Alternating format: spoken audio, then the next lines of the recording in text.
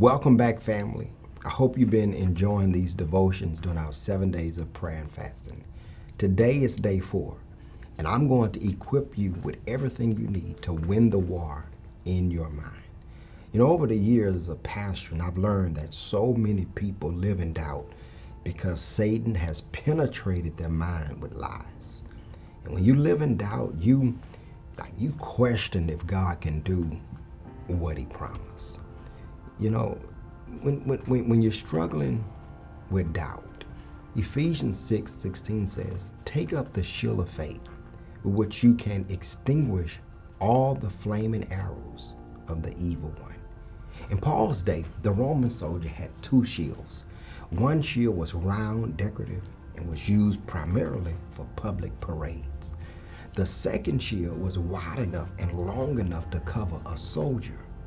And when the soldier went to battle, he would be protected because he had taken up his shield. Faith is a weapon that protects you against Satan's lies.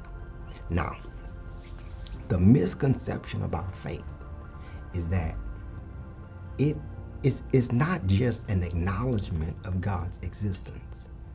Faith is acting on what God said. Let me say that again. Faith is acting on what God said.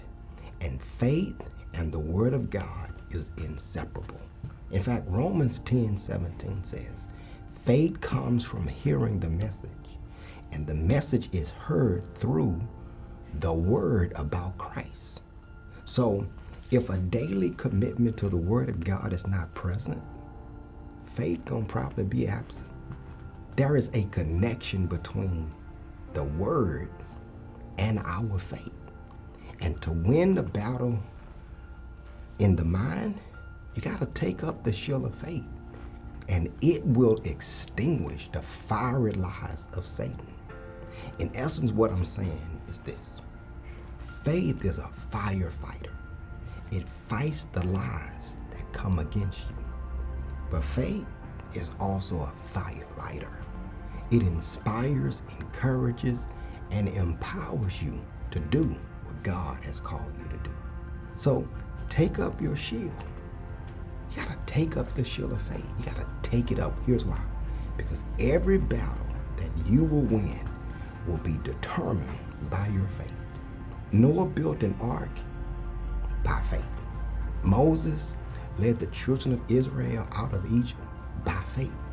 Gideon defeated the Midianites with 300 men by faith. David won, kind of preaching now, David won over Goliath by faith.